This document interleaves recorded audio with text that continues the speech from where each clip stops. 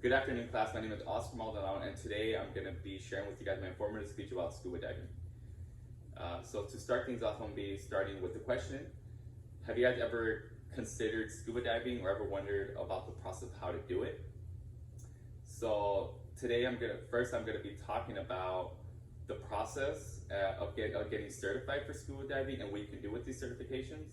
And then I'm going to be talking about the basic gear required for scuba diving. And lastly, I'm going to be talking about, thanks to scubadiving.com, some historical and recreational dive sites that you can go to once you've obtained some proper certification and basic scuba gear.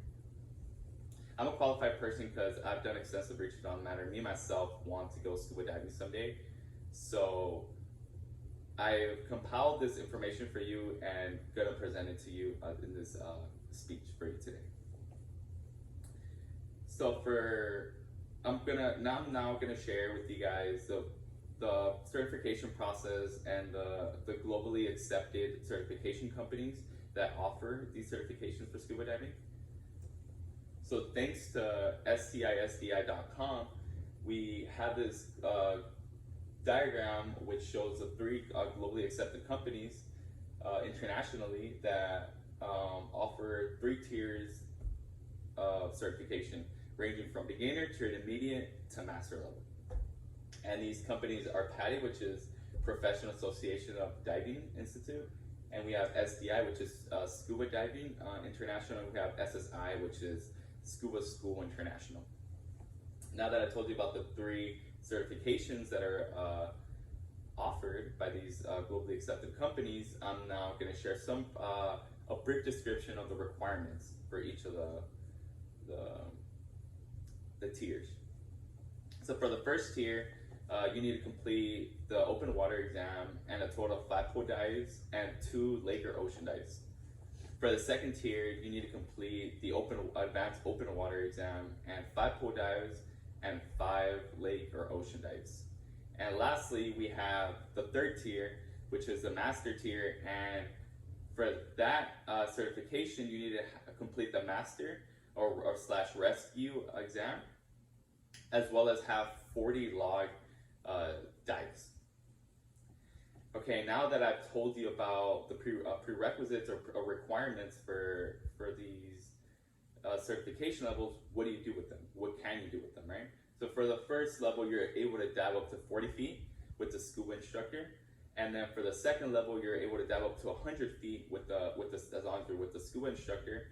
And then for the last level, as a master scuba diver, you're literally able to dive anywhere alone, or with you guiding other open water or advanced open water divers. And you can go down up to 140 feet plus. Okay, now that I've showed and informed you about the certifications that you can acquire, now I'm going to be talking about the basic gear that you need for scuba diving. So thanks to diving, according to divingchariotcreek.com, we have a total of 12 basic gears, components that you need to scuba dive, which include the mask, the snorkel, the tank, the gloves, the fins, the wetsuit, the boots, the air gauge, the computer, the buoyancy compensator, the octo, and the air regulator. So according to PADI.com, I'm going to give you guys a brief description of each of the items. So we have the mask and the snorkel, which the mask helps you see and the snorkel allows you to breathe in shallow waters. And then we have the air tank, which allows you to carry air underwater. And then we have the wetsuit, which isolates you from water temperatures, which can get really cold. Then we have gloves, which help out a lot because everything down there is dangerous. You know, you have that layer of protection, plus everything tends to be slippery down there, so it gives you that extra grip. Then we have fins that allow you to traverse through the water. And then we have boots, which allow you to walk in shallow waters. And then we have an air gauge, which allows you to monitor. Very important, because you always need to keep an eye out for your air. Make sure you have enough air for the amount of time you're going to be out there.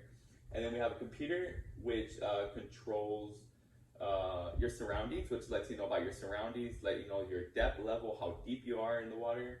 And then we have the buoyancy compensator, which counteracts the effect of the air tank pulling you up. It pulls you down, it adds weight to you to counteract that.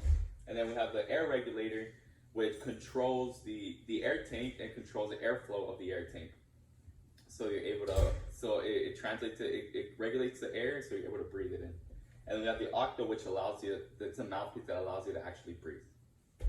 So now that I shared the basic gear requirements for scuba diving, now I'm going to share with you guys some historical locations and recreational dive sites where you can go. So to start things off, we have Bikini Atoll Nuclear Test Site, which is a famous US nuclear test site where they literally tested nuclear bombs in the 1900s. And we can find anything from World War II warships to seaplanes. It's a nice site to dive in there and get in there and explore. After that, we have another historical site, and it's the Jake Seaplane in Palau. So it's a funny story, really, because a fisherman stumbled upon this when they were fishing. They noticed there was a seaplane underwater in that lake, and it turned out to be a Japanese seaplane that's down there. So, and since then, this was discovered. It was discovered in the late 1900s, and it turned out to be a Japanese World War II seaplane. So you can go down there, and it's a nice site to go down there and explore it as well. Our next in the list is the King Cruiser in Thailand. So the story with this ferry, it carried cars to Thailand, and for some unknown reason as well, it sunk to the bottom of the ocean. Now it's collecting, now has reef on it, and it has a lot of wildlife. It's a beautiful spot to go down there and explore. And then now we have the Great Barrier Reef in Australia, which is home to 1,400 fish species and the largest coral reef ecosystem in the world. Then we have Gawabumo National Marine Park, where you can spot bull sharks and spot some whales, as well as some tuna migration fish. So it's a really interesting spot to go to. And another now recreational site is a lighthouse reef blue in Belize. And this place offers a reef, but you do need an open water certification to go to this, because you have to go deeper in order to really see the wildlife and everything that's in there. And you can spot a lot of shark species in there, as well as spot some coral reef. And then lastly, we have Cancun, Mexico, which is famous for underwater scuba diving, underwater cave scuba diving. And it's home to the two biggest caves in the whole world. So it's definitely a good spot to go scuba dive. So now that I've shared, now that I've informed you about how to get the certification you can get, how to scuba dive, and the basic gear that's required, as well as some historical and diving locations, I'll leave you with this. So for those who are interested, and now that I informed you to furthermore that interest of going scuba diving, we've only explored 5% of the ocean, and we know more of outer space in our own oceans. So for those who are interested in scuba diving, now that I've informed you, let's change that. So thank you, have a good day.